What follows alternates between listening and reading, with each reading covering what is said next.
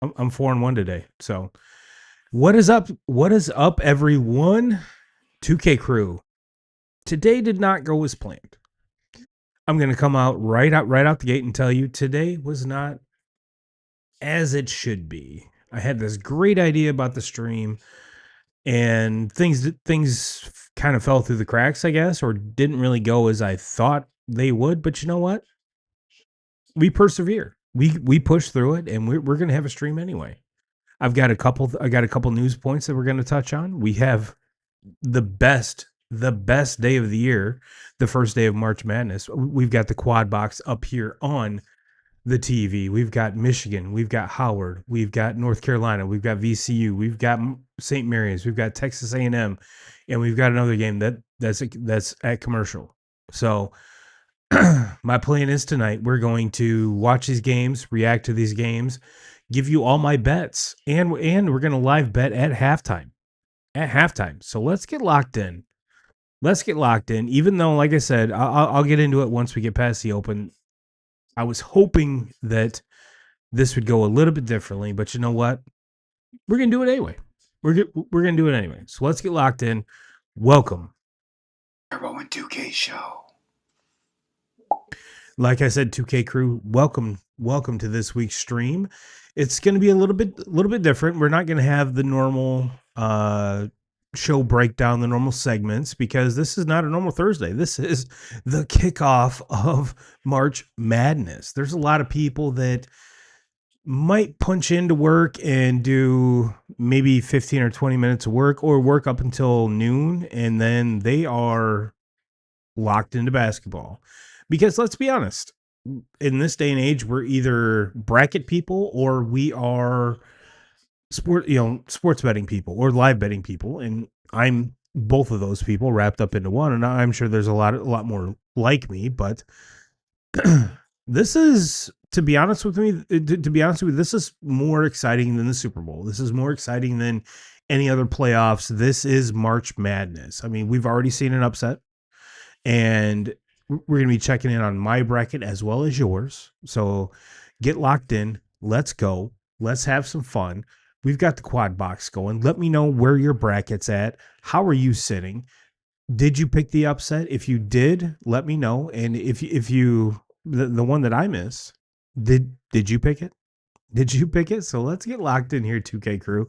I cannot wait. I cannot wait. And yeah, 2K crew, for those of you that are watching live, whether you're on TikTok, Twitter, Facebook, YouTube, we'll get to kind of the disappointment here in a second.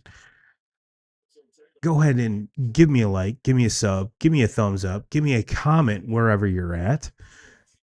That helps you. That helps the channel way more than you would ever imagine, and it's free, and it just takes you a couple seconds. And for those of you that are the OGs, listening to us in your ears, whether you are on the treadmill or in the car, thank you so much. Thank you. Please leave us a 5-star review on whatever podcast network you are on. So, with that being said, before we jump into the whole March Madness thing, before we jump into any of the betting, any of that, there was a company that approached me, Assist, which I thought was a very cool idea.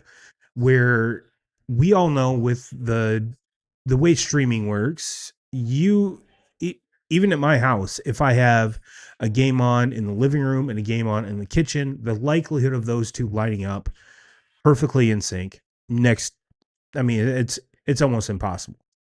So what this company Assist would do was you could watch along with your favorite streamers, favorite personalities, and you could sync your TV up with their stream, so you guys and gals would be reacting in live time with your favorite creators. And I was like, you know what? That's genius. That's genius. And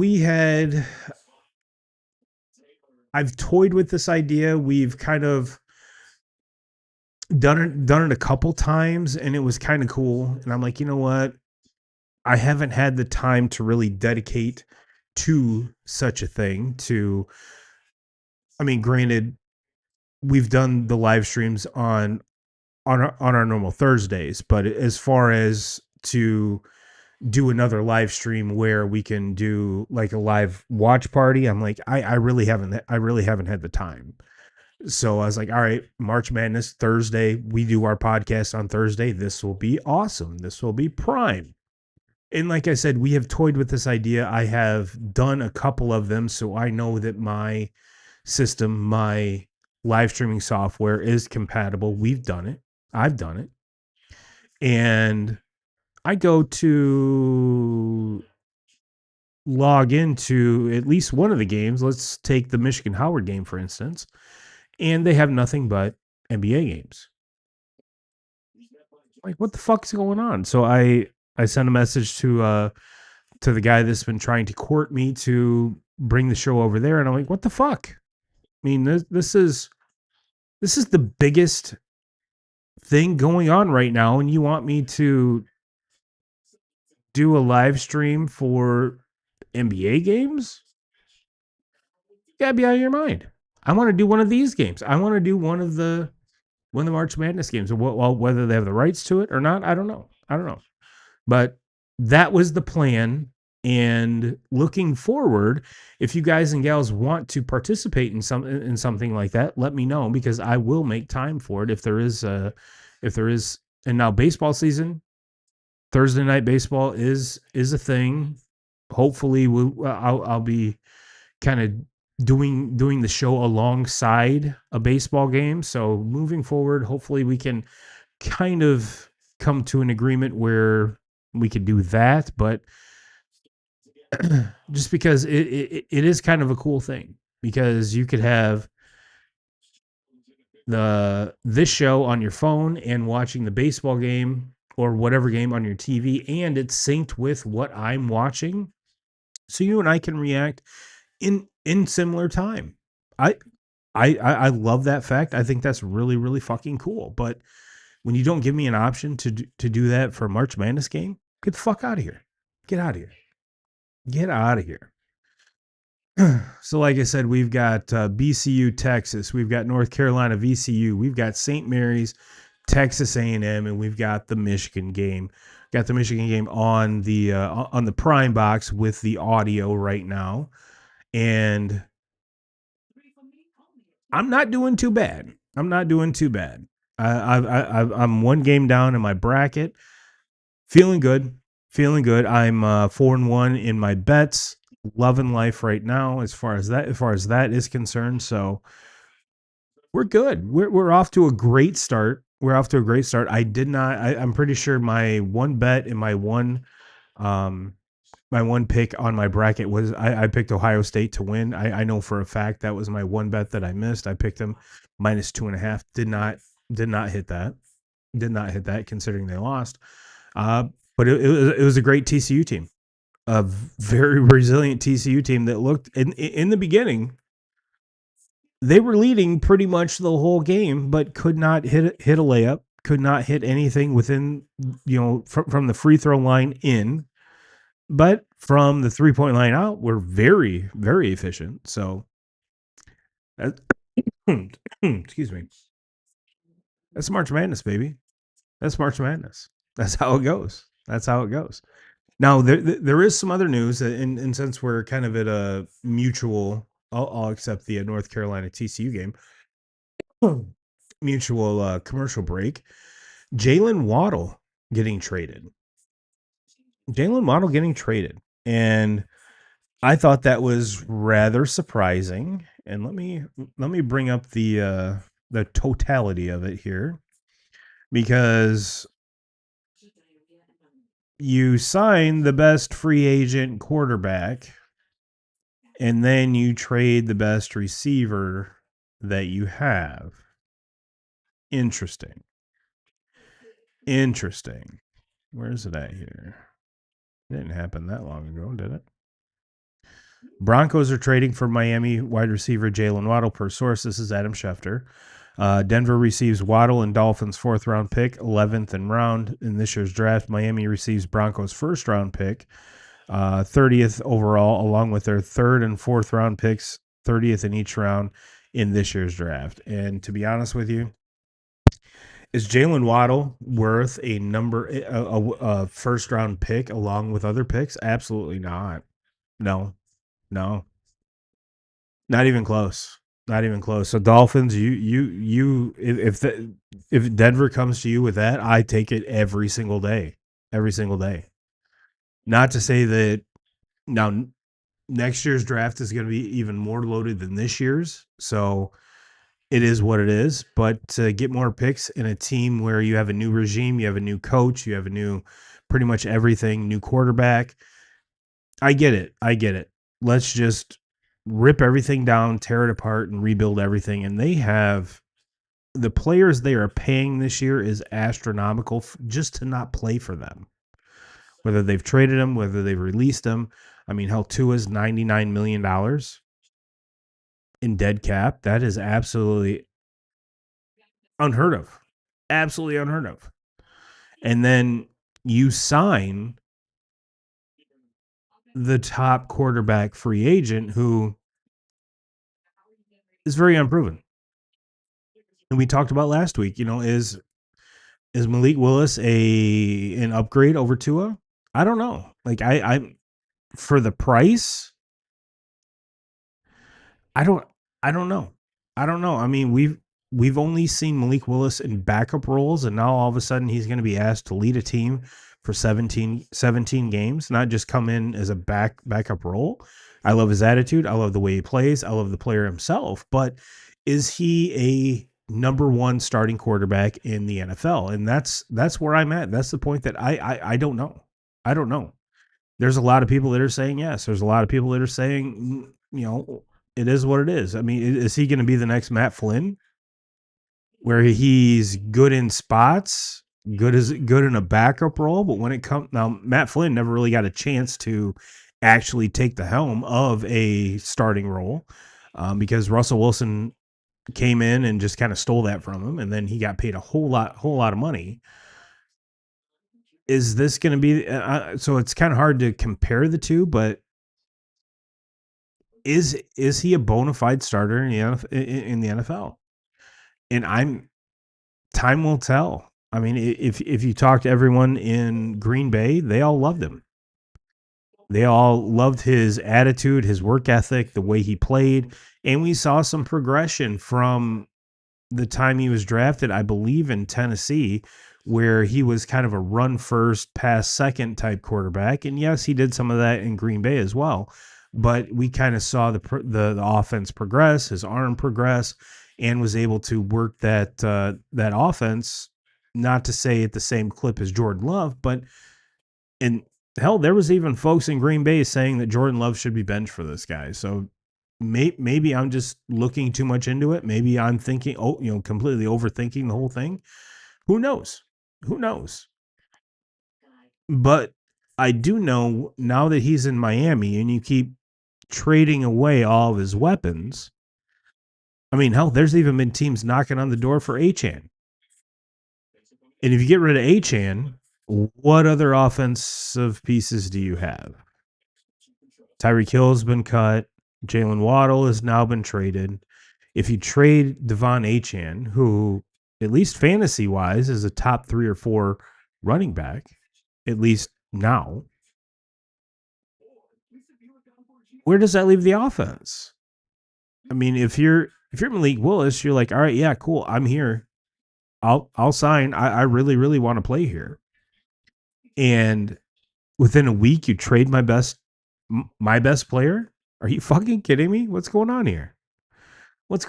So I'm curious to see. I mean, did they tell Malik Willis that this was the plan? Is this what he kind of accepted for the deal? I don't know. So yeah, that's the first bit of news. The second bit of news is the World Baseball Classic.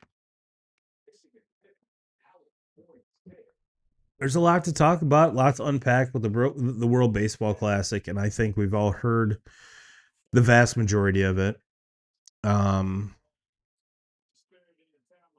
not really sure where to start, where to approach it from, because I do have a bias because I am a Red Sox fan. However, I give Aaron Judge his due when it's due, even though our my most viral piece of content was comparing the first 10 years of Albert Pujols' career to Aaron Judge's career. And I was told many times over that I was a fucking idiot because Aaron Judge has so many less games and so many less plate appearances, where if he would have actually had those games and or plate appearances, he would have matched or exceeded what Albert Pujols had done. I don't believe that's the case. I don't.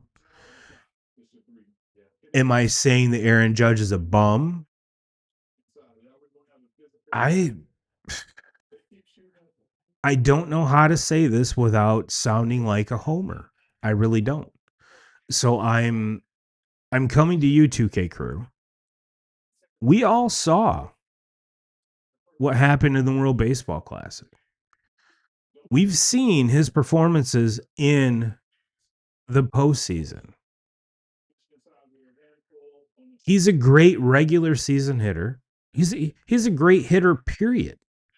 Power, average, can hit it to all fields. There's no questioning, there's no doubting that fact. But when it comes to crunch time, or, the clutch gene, as we all like to call it, where is it? Where is it? Aaron Judge, when it came to actual major league pitching in this World Baseball Classic, was non-existent. None. Now, being a baseball fan, I'm not going to lump the not winning the World Baseball Classic just on Aaron Judge. There's plenty of blame to go around. Plenty of blame to go around. Cal Raleigh didn't get a hit. Now they've said that, this is the time of year where he's trying to figure out a swing, and he doesn't get many hits, and he's just a cold hitter this time of year, which could be. You would think that, knowing that you're going to commit to this and participate in such a tournament, you would kind of amp shit up and get ready for it prior to. And Cal Raleigh might have done all of the preemptive stuff that he normally does, and even before the time, was doing this prior to when he normally does it, to be his prime self to participate in this. Him and Bryce Harper both. Bryce Harper was terrible except for one swing, and in the most important swing, don't get me wrong, tied the game up. Tied the final game up. Alex Bregman, dud. Dud. Absolute dud. Gunnar Henderson should have been starting every single game. But that leads me to this. Do I absolutely am I throwing all of the blame on Mark DeRosa? Absolutely not. We talked about his comments last week about how, yeah, for the Italy game, we've already locked in our spot, so I'm going to play kind of our, lackluster lineup, which bit him in the ass, and it took Italy to beat Mexico to get into the next round. So yeah, they can thank Italy wholeheartedly, not only for beating them with a lackluster lineup, but for beating Mexico so that the United States could get into the tournament. So yes, that is completely egregious, especially when you are the manager. But let's as baseball fans, let's take a step back. Let's take a step back, because Mark DeRosa is managing $1 billion team. And if it's not $1 billion, it's pretty damn close. Pretty damn close. You have a lot of superstars on a very, very expensive contracts. And this is their spring training, just like everyone else's when they're down in the Grapefruit League or the Cactus League. This is their spring training, and they're amping it up. And of course, hopefully, they have been preemptively amping this up prior to knowing that they're going to go into this where these games matter. but the teams still have to kind of regulate. I mean, we heard Mason Miller was only available if it was a save situation, and then everyone's like, "Well, you're the home team. Are you ever going to have which yes, you do have a save. You can get saves when you are the home team. You absolutely can. So to fault Mark DeRosa for not putting in Mason Miller in the top of the ninth, it's not a save situation. The game was tied. So Mark DeRosa has to play this little cat and mouse game where he's trying to win the tournament, but yet he's trying to appease all 30 teams because you have their absolute superstars. Now, we heard this from DeRosa. I don't know if any of the other managers for the other teams had to deal with the same kind of situations, just because this, I mean, the Dominican team was loaded, pretty much all with major league stars. The Venezuelan team, likewise. So I'm sure those managers had to have the same conversations with those same teams about their players as Mark DeRosa had to have with those teams with his players. And you cannot, yes, Gunnar Henderson pinch hit. He did not start the game. Do I think if you started him, would that have made a difference? No, I really don't. The United States in the last two games of the tournament faced some very good pitching, and the reason that they almost lost in the semifinals and lost in the finals was because they couldn't hit. And it has nothing to do with Mark DeRosa. It has nothing to do with that lineup. It has nothing to do with the players. It was just they ran into a wall. And they got bailed out in the semifinals, and they were fortunate enough to get to the finals. And their pitching in the bullpen held up in both games for them to win the game. You cannot tell me that this team is only able to score 2 runs in a game. This lineup should be scoring 7 or 8 runs a game, no matter which pitching staff that they're facing. Now, was that Mark DeRosa's fault? No. Was that Sean Casey's fault? No, not at all. I have a feeling it's just the simple fact that this was a preseason tournament. Now, if Major League Baseball were somehow to be able to do like the Four Nations tournament like the NHL does for their All-Star ceremony or All-Star festivities, I think that would be prime because you would have starting pitchers not on pitch counts. Everyone would be in mid-season form. This would be the apex of everything. Was it amazing the way it was? Absolutely. Absolutely. Was it disappointing for the United States? 100%. 100%. With that lineup, they should have just rolled through everybody, Japan included. And it just rolled out. I'm not sure if the pitcher or the hitters got tired. They pressed, but you could tell that they were pressing because in the first handful of games, they walked more than they struck out by a lot. And then the final 2 games, they hardly walked and struck out constantly. Now, granted, the further you get on in a tournament, I completely understand you're going to be facing better pitching. And normally good, extremely good pitching at least calms the water against extremely good hitting. But this was kind of the complete decimation of good hitting. And you could even argue that leading up to the last 2 games, there was only three or 4 guys in that lineup that were hitting extremely good. And the one bright spot, and like I said, I hate to say it, maybe it's a homer thing, but I am so glad that the rest of the world got to see Roman Anthony the way that Red Sox fans saw him play when he was healthy last year. And even to piggyback off that, Wilyer Abreu was the one that hit the home run to put the Venezuela team ahead. Jaron Durant was tearing things up for Team Mexico. He led the tournament in home runs, not Shohei Ohtani. Jaron Duran. Jaron Duran.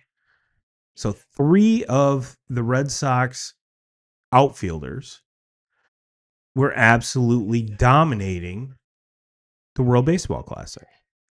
Now, it was kind of sad that Garrett Crochet chose not to participate. And there was even rumors that he skipped his start in his spring training game to possibly start the finals against Venezuela, which that wasn't the case at all. Would that have been awesome? Absolutely. I would have been 100% on board with that.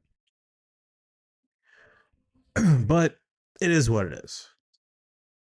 But as baseball fans, as hyped as we got for this World Baseball Classic in 3 years, this team's going to be led by Bobby Witt Jr. and Roman Anthony amongst a whole slew of fresh young talent, because this young talent 2K crew is absolutely amazing.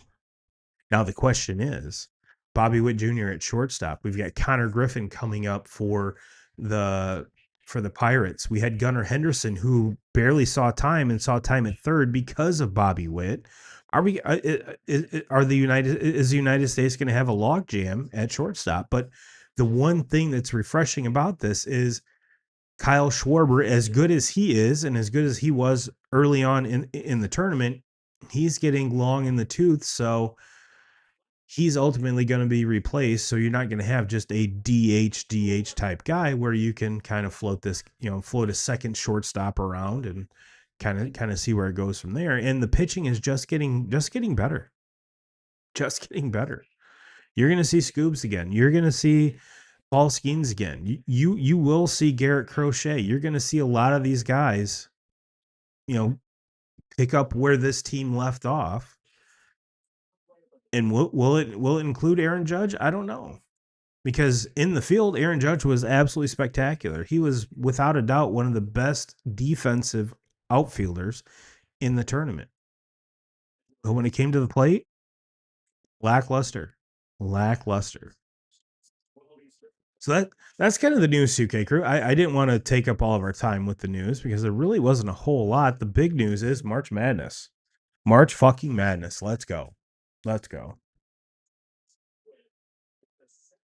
I'm up 6 units as we speak right now. I'll put my bets up here on the screen. Let's ride. Let's die. Let's go. Let me do this here first.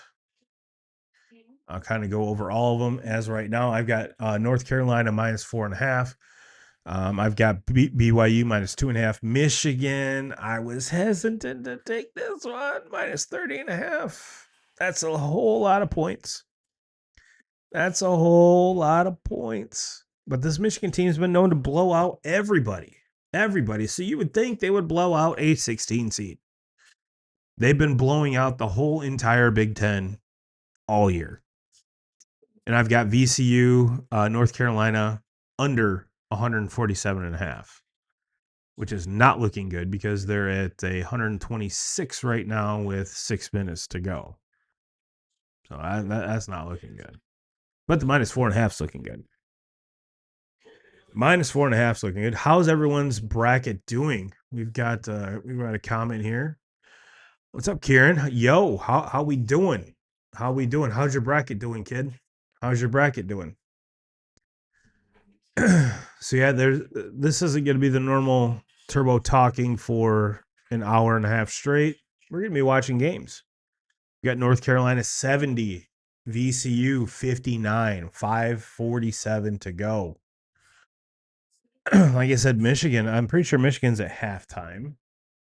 Pretty sure that's what's going on. Let's take a peek here on the FanDuel account. Hashtag not sponsored. Would love to be sponsored. But the face recognition does not like the microphone in front of my face.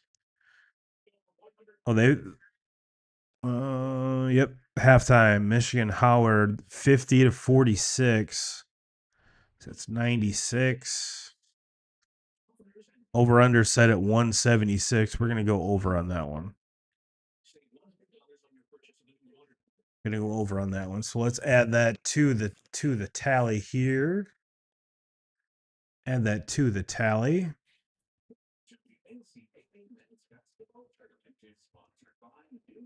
The Michigan VCU Howard.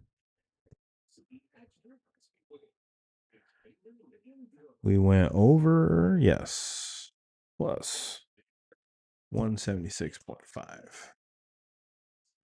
Add that. Add that. Let's ride. Let's ride. Lock that bet in. Lock it in. Lock it in. And you know what? When we run out on this side, where it is, we run out on this side. We've got this side too. We got bets to run. We got bets to run. We got time. We got time. We got money. Let's holler at it. Let me know your bets. Let me know who you got winning these games, who you got winning the tournament, who are your big upsets, who do you got? I mean, there has to be a Cinderella. And we saw High Point. We saw High Point cover. Now, filling my bracket out, I didn't fall for the I don't think I chose a lot of upsets, to be honest with you. I think I went a lot of chalk until it got to the Elite Eight, Final Four, and then I mean, granted, even when you do think you're picking an underdog, it's a 1-1 or a 1-2 matchup, and is there really that big of an underdog? Well, I guess it comes down to the point spread, of course, but it's not. I did not pick that Cinderella to go to the Sweet 16. I did not do that. I just don't see it. I just don't see it. I think there's 4 teams that could ultimately win this tournament. Duke, Michigan, Arizona, and oh fuck.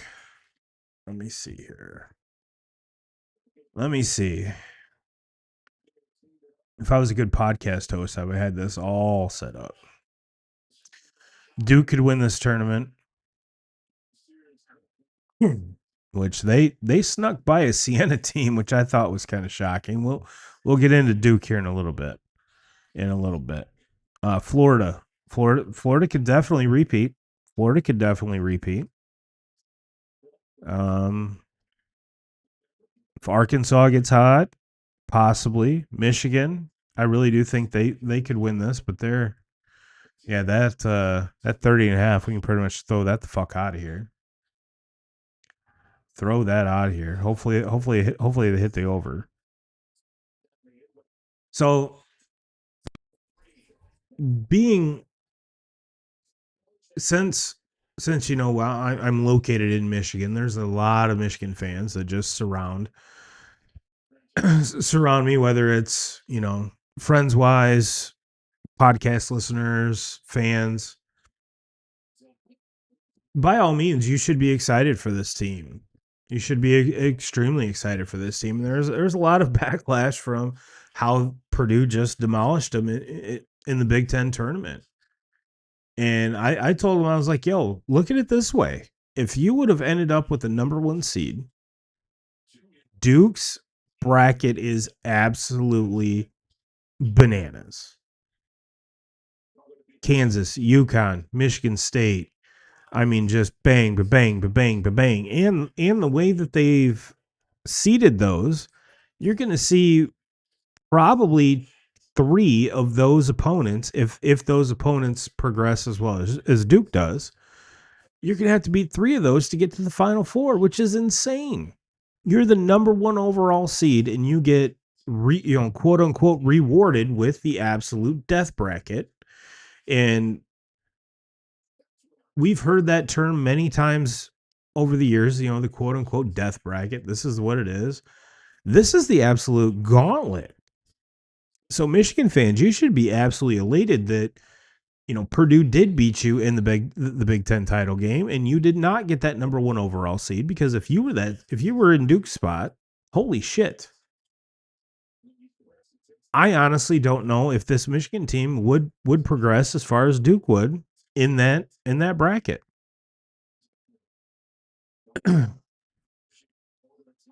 However, we saw Duke struggle in their first game, and we're seeing Michigan struggle in their game. So call it nerves, call it what you want, but Howard's down 51-55. Granted, still a lot of time to play. Who else we got here at halftime?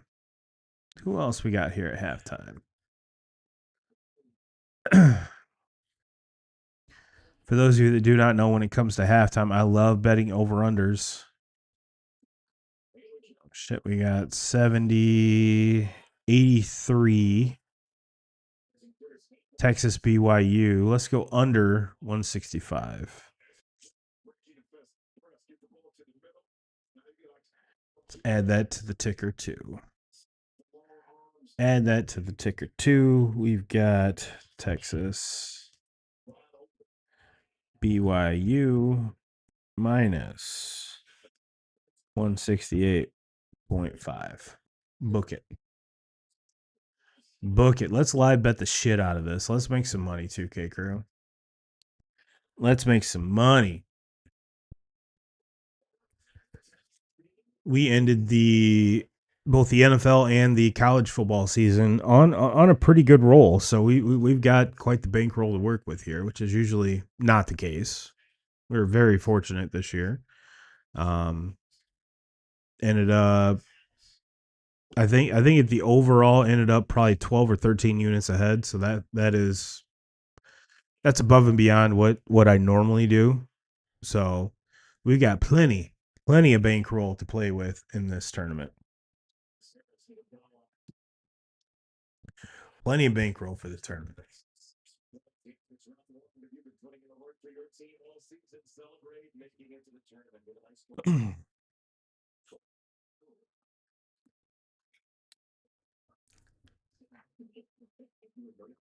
So 2K crew, ones that are watching live, have you guys ever done the assist thing? Have you guys ever partaken in that? Let me know.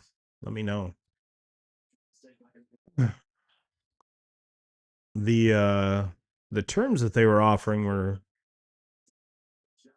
very nice. They were, the last I heard from my rep, they were in the process of getting approved by Fanatics, so we could live bet Fanatics on the stream and kind of be sponsored by them. And I was like, well, what would really be cool is with Fanatics. I mean, we could do card openings. I could wear an outfit of the day. You guys could buy that. I'd get a little chip off all of that. Love every minute of that. But I just think it'd be cool because every time I've tried to watch or tried to on YouTube or Twitter or wherever catch a watch along, nothing synced up.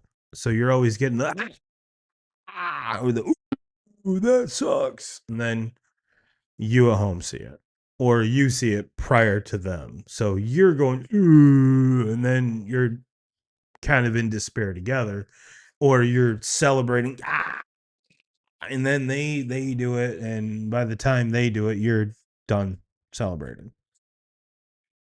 So I love that they've figured that out. I just wish they would figure out a way to do it with March Madness. So, I mean, well, fuck, their biggest thing right now is soccer, and I'm not doing soccer watch-alongs. Can't do it, and I'm very, very positive that the 2K crew that follow me would probably not do it either. Like, well, Turbo, you could get a whole other crowd doing that. Well, that would mean I have to do a whole shit ton of soccer content. And I'm not doing that to appease that audience. I want to appease the audience I have with baseball and football and shit like that. That's the audience I want. I'd much rather have an audience that gets what I want to do as opposed to conforming what I do to an audience. Fuck that. Not having it. Not having it.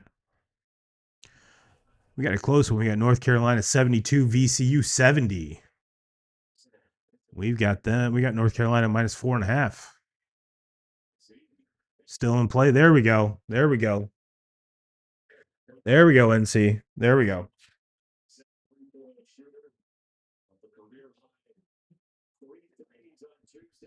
I will admit, one of my,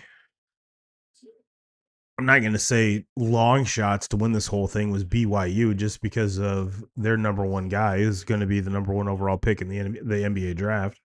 They're down 37-46 to Texas.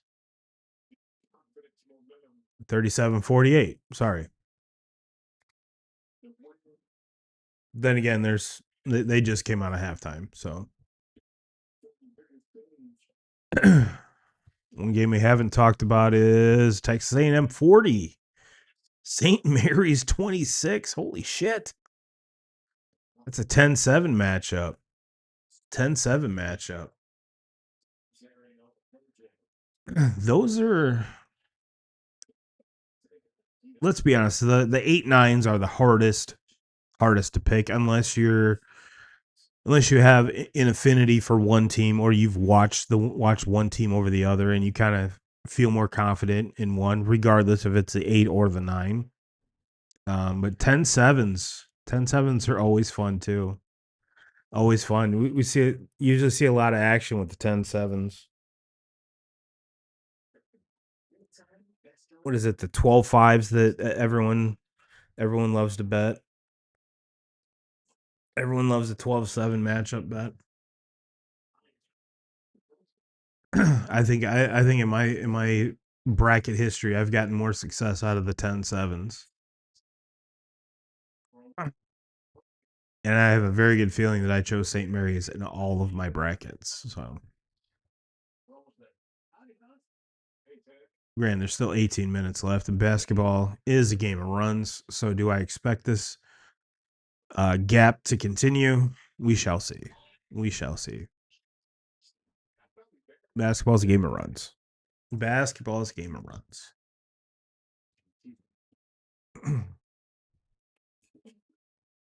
We got Michigan at a commercial. NC 74, VCU 70. We got BYU 42, sorry. Texas 48. BYU's kind of trying to clamp down up there. We got the St. Mary's game at a commercial.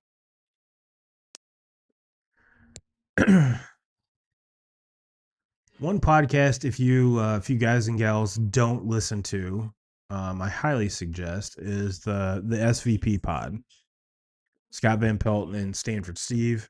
Not only are they very entertaining, but you're getting some of the best analysis to where you the normal person can understand what the fuck they're talking about.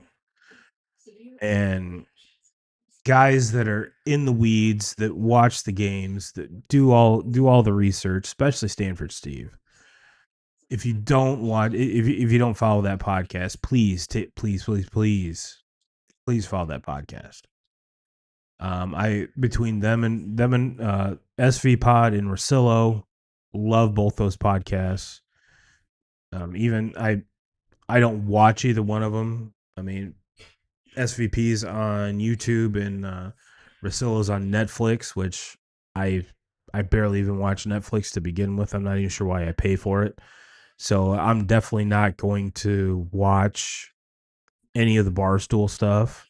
No, not hating on Barstool, but you lost a YouTube guy, at least in me, when I'm in my office and I can throw you guys on and listen while I'm working. I'm not going to boot up Netflix to listen to a podcast because the likelihood of me booting up something else that's going to take away my attention is highly likely, and I can't do it. I can't do it. So do I listen to him as a podcast? No. Do I catch the clips on TikTok and everything else? Yes, I do. But Rosillo, I do listen to. Um, my wife and I were talking, and I told her, I said, "Hey," she asked me if I had heard this song, and I'm like, "No, no, I don't listen to music in the car anymore. I listen to podcasts. Maybe I've reached that age to where I'm a boring old man, and yes, I am almost 50, so maybe I am a boring old man, but uh, I much prefer the podcast route because I enjoy relaxing, driving, even if it's 5 or 10 minutes. I will have the same podcast on for 3 or 4 days and just kind of pick up where I leave off. And my brother's like, "How do you do that?" I'm like, "Well, if you forget what they're talking about, there's a little, 30-second backup button or 15-second backup button. Just hit, you know, throw it in reverse, Terry, for a couple times, and then you go back and you're like, oh yeah, they're talking about such and such. They're talking about such. All right, yep. Now, now, now we're right back. Not now we're locked in again. We're completely locked in again. So I have no issue doing that. And so give me SVP, love Loveless. And what's kind of cool is when you get a lot of these ESPN personalities on their own podcasts, you kind of get more of their personality. There's like Scott is Ben Scott, and I have a feeling if you were to hang out with Scott or Stanford Steve away from the cameras, away from the microphones, you would get the same kind of person that you get on camera and on microphone, which is really cool. But you kind of get the unedited version. They swear, which is normal for adults. And I mean, do I listen to podcasts just because they swear? Absolutely not. But it shows that they're human, and for me, that just gravitates more to me because they're more like me. And I completely understand they can't say that on ESPN because they're owned by Disney, but Pat McAfee does. But that's a whole different ball of wax. But as far as Sports Center and everything else is concerned, they really can't let it fly like that. So I'm sure for them it's a good outlet just so they can be able to do that. So yeah, give SV Pod and Ryan Rosillo, and probably one of the best segments in sports talk radio is Life Advice on Ryan Rosillo. Absolutely love that. Cannot get enough of it. Cannot get enough of it. And what I really should do is I should email uh into Life Advice and see how what their suggestion would be to get this podcast numbers up. I mean, this is episode 290. 290. And ironically enough, the aforementioned piece of content that, or the reel, or the part of the podcast a couple weeks ago when I showed a tweet that compared the first 10 years of Albert Pujols versus the first 10 years of Aaron Judge, was rather controversial. And I stand by what I say. I stand by the numbers.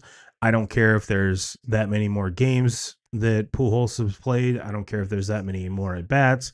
Your availability is your best ability. I'm sorry. That's just the way it goes. We can't project. We can't do anything. All we can do is compare years. And I was rather shocked that the whole just the just that clip on the whole. I mean, we had almost 50,000 views on TikTok and on Instagram. and I screenshotted this earlier in the day. We had 172,739 views, which by far the most watched piece of content I've ever produced, I've ever made. But there was 17,257 interactions, which is insane. But the even more insane part is if you add up all the watch time for just that one piece of content, which was probably it was less than a minute long. It was 47 seconds. If you combine the watch time from those 172,739 views, people watched this face for 40 days, 20 hours, and 28 minutes. That is absolutely insane. To see my fucking mug on your screen for 40 days. 40 days. That's insane. That blows my mind. That absolutely blows my mind. But then again, like I said, this is episode 290 that we've done on YouTube. We've done others on, Strictly Podcasts. We've done it here. We've done it there. This is the 290th episode on YouTube. And yes, on TikTok, we've done a handful there too. But that means that, we're at an hour and change right now. And every one of these episodes has been over an hour. So you've seen this face for 290 hours. If you watch from episode 1 till now, you've seen my face for more than 290 hours. I don't know if I should feel pumped that that's the case, or just be like, damn, what are you doing with your life if you're sitting here watching me for 290 hours? Now, granted, there's probably not a single soul on the planet that has watched all 290 hours of my face. And even when 2Ks was here, his face too. So if you are one of the ride or dies and you've seen this face for 290 hours, which, let's see, how many days is 290 hours? 290 divided by 24. Hold on. Let's see. 24 hours a day. Yep. 24. That's 12 days. Just the podcast is 12 days. This face has been on YouTube for at least 12 days. That's insane.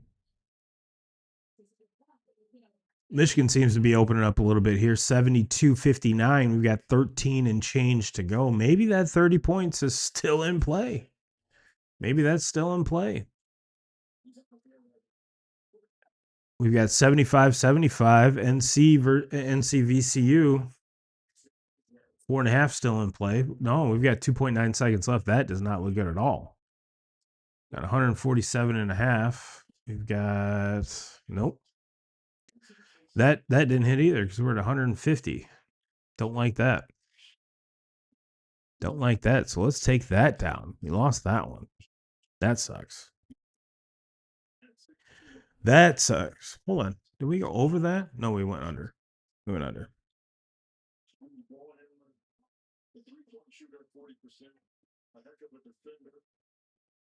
Just had to double check. Make sure we didn't go over on that one. So we can take the 4.5. Well, 4.5. Well, 4.5 still could be in play if we go to overtime. Texas A&M 44, St. Mary's 29.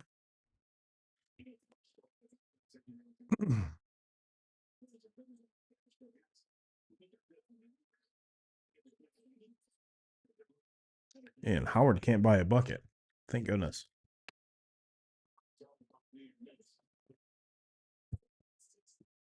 Thank goodness. Our Texas A&M money line bet's looking really good. That still has about 15 minutes to go. Still baffled Still baffled too, Kicker. Let me know if you guys and gals have any insight on this. How can we have 2 or 4 channels? 4 channels, and you would think with 4 channels there would be a game on. Like there's 3 commercials in one game right now. And the one game is only one timeout away from being another timeout, which leads to another commercial. How can we have as many commercials? What the fuck's going on?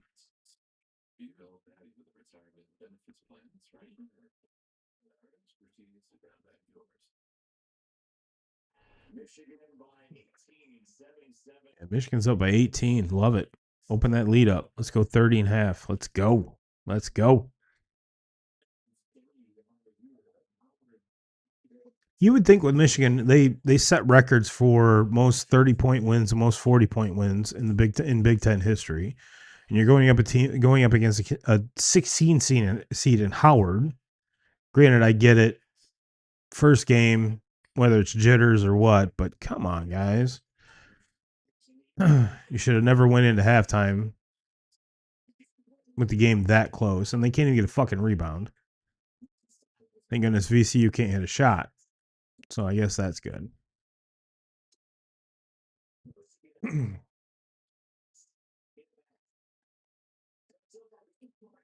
Texas A&M dude just got one off the fucking dome. Excuse me, St. Mary's guy just got one off the dome.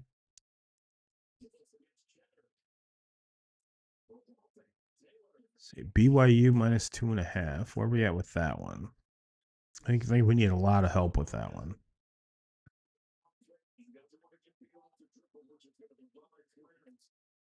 See what's yep. We need some help with that one. Still lots of time to go. Still lots of time to go.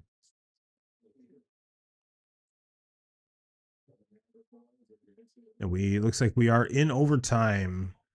NCVCU. Yeah, that under never had a chance to hit. But the 4.5 is still alive. Still alive. Come on, NC.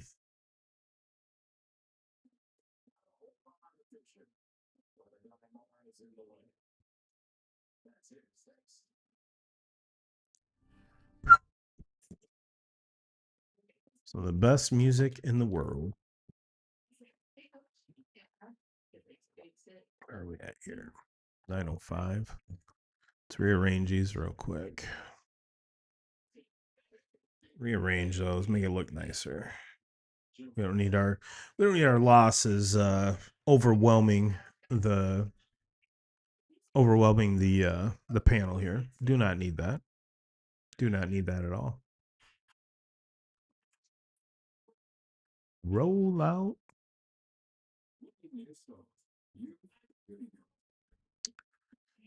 Like Texas is opening up a little bit. They're up by 10, 61-55. BYU can't hit a shot.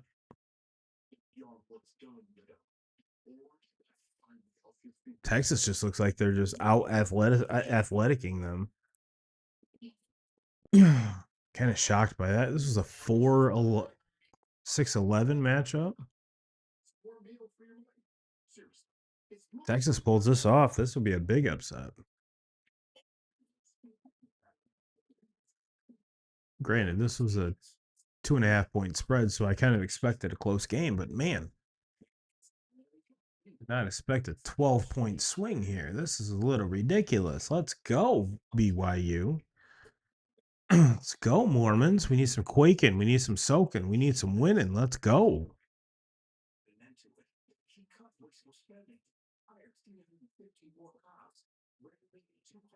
What was? I mean, I wish I would have wrote that down. What the A&M St. Mary's spread was? It had to be close. That's why I took the money line. I want to say it was 2.5, 3, maybe 3.5. And A&M has been in charge of this game from the tip, 49-31 with 13 to go.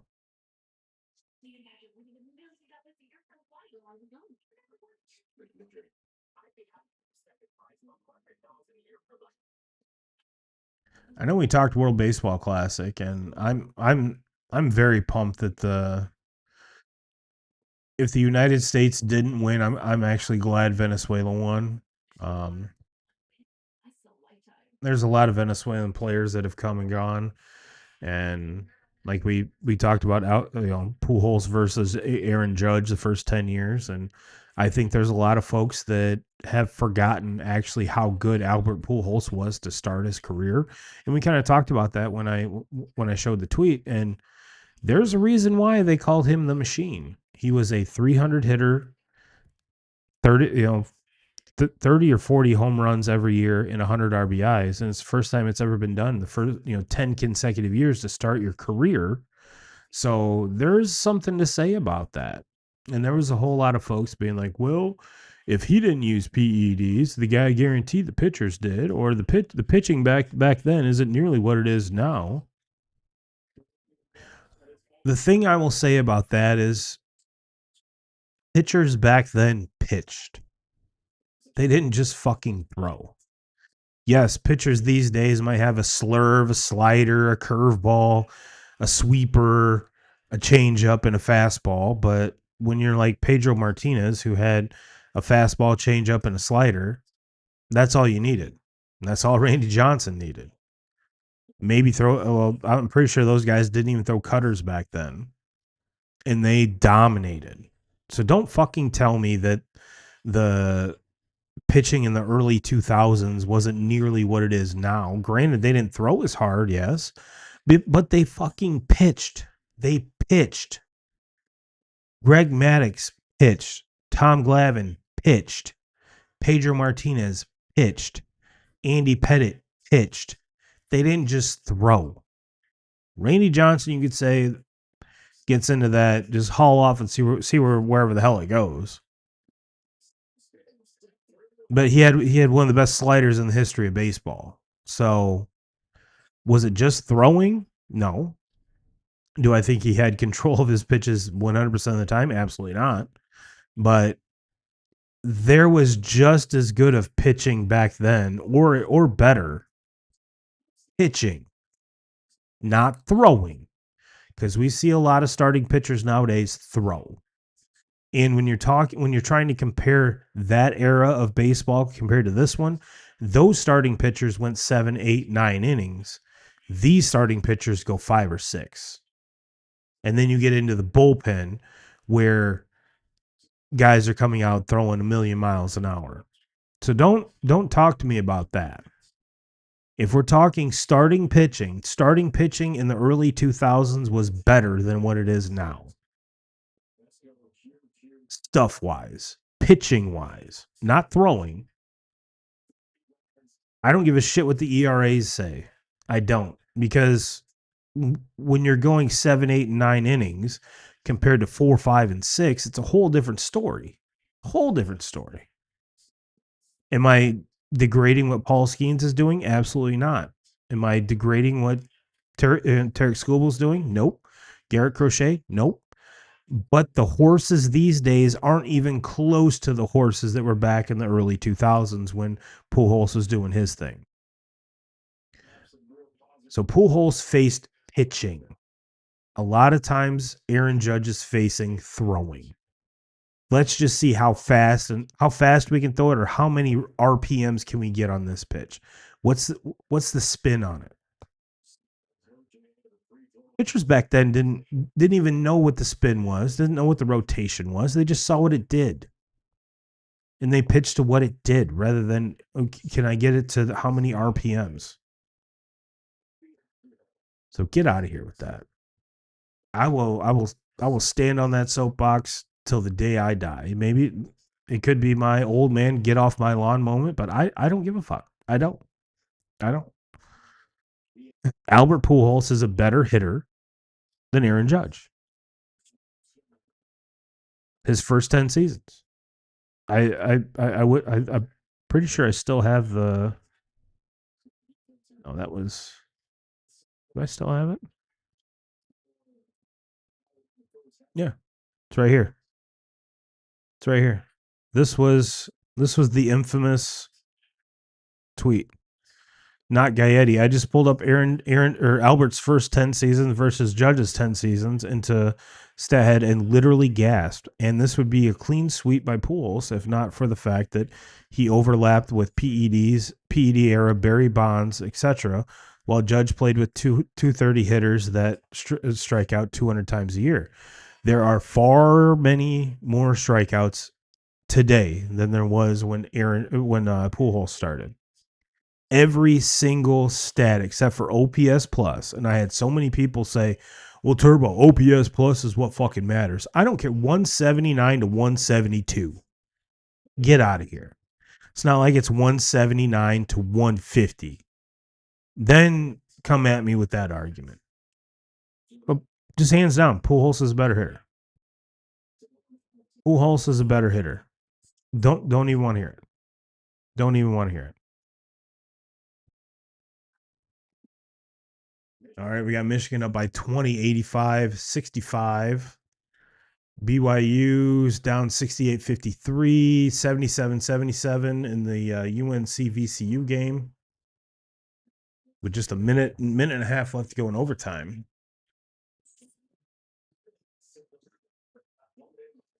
Got 8 minutes to go in the Michigan game, 10 and a half to go in the BYU game.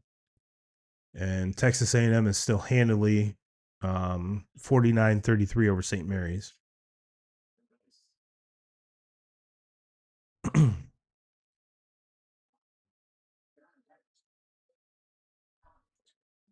30 and a half with 7. Yeah. There's 22.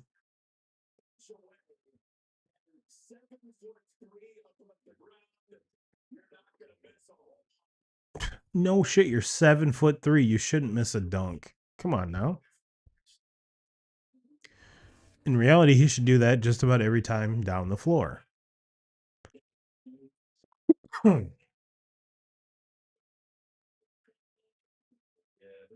All right, we'll hang out to at least till the end of this overtime to see who wins North Carolina VCU. I feel it's rather odd. This was 75-75 going into overtime, and each team is only scored a bucket. 77-77. I know it's not a very long overtime period, but you would think there'd be a little bit more offense and a bucket aside.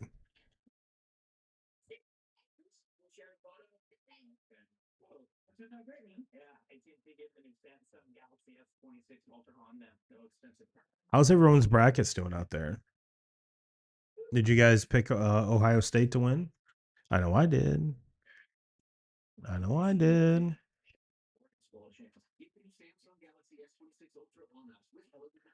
Like I was saying in the early part of this show, I did not pick a lot of upsets. I did not.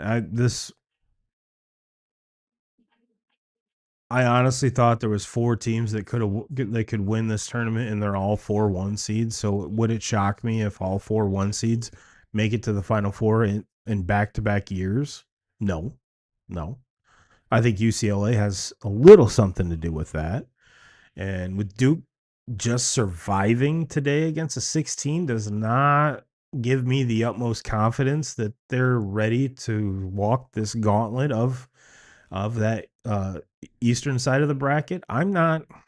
I mean, maybe it was like their first game of the tournament. We're just knocking some rust off. It's a 16 seed. We don't have to worry about it. It is what it is. I don't know if that's the case. I don't. And if they had that much trouble against a 16 seed, it's just gonna get, which you could say that with any number 1 seed, but especially on the eastern side of the bracket, it's gonna get tough really, really, really quick. Really quick.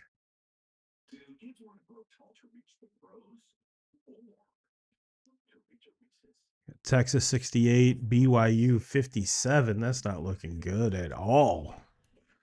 Texas came to ball, ladies and gentlemen. North Carolina comes out of a timeout, and did you draw contact on a foul? Are we going to the line? What's going on here? Yep, we're going to the line. 35 seconds left. 67.2% free throw shooter. Misses the first one. And that was one of the things that SVP and Stanford Steve brought up is the vast majority of college basketball these days are bad at making free throws. Don't know how you can be bad at making free throws. There's really no big men left in the game. They're all stretch fives, stretch fours, point forwards, whatever the fuck you want to call them. They're all shooting threes. How can they not shoot a fucking free throw? All right, he made the second one. North Carolina 78, VCU 77, 28 seconds left. VCU's holding the ball. Now he drives to the left. Passes to the center. Couple of shake and bake, step back. Boom, hits a three. 80-78 VCU. Let's go. Hell of a step back. North Carolina answer with a bucket of their own. Gets it down to the big man. He gets fouled. 3.8 seconds left. These are important free throws. What a clutch step back by number 6 or 8, whatever he is.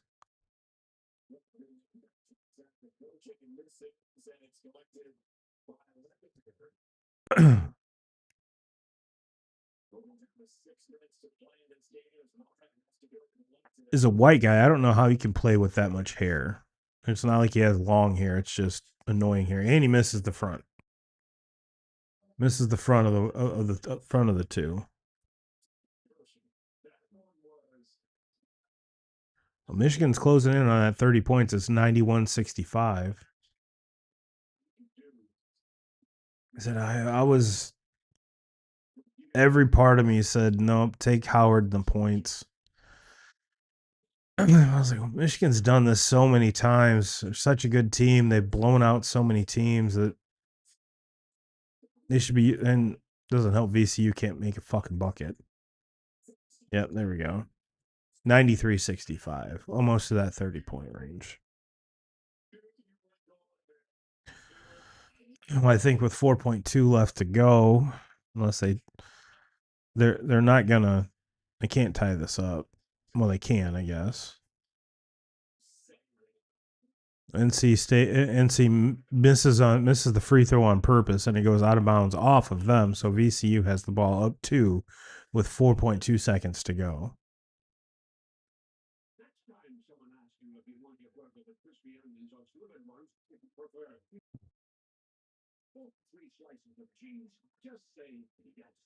After all that controversy with the CEO of McDonald's not really taking a bite of the big arch, how many of you had that? Is that any good? I'm pretty sure it was half of me thinks it was a marketing tactic. The other half is like he absolutely can't stand the taste of his own food, which both could be valid. We have VCU at the free throw line. 80-78, 3.7 seconds left to go. Hits the front end of the 1-on-1 up by 3, 81-78. Yeah, we can take this 4.5 down.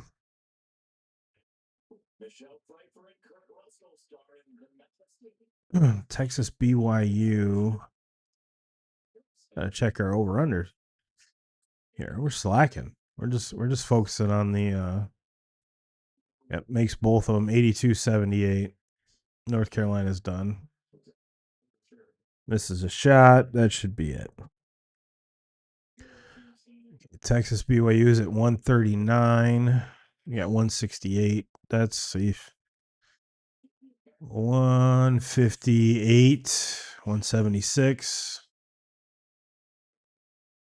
You took the over on that? Oof.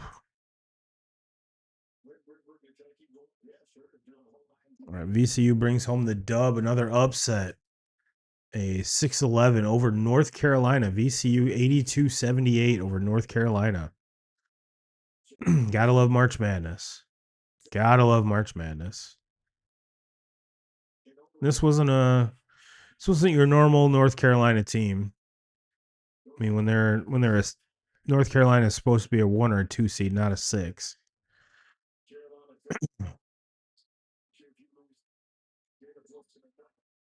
All right, well, 2K Crew will get you out of here on this.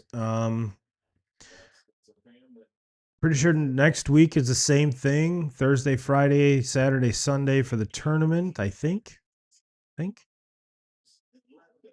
If not, we'll definitely have a show next week. Whether it's a watch along like this or we just have a standard show, regardless, be back in the saddle as always. And for those of you that watch every single week, you know the sign off. As always, have a great week.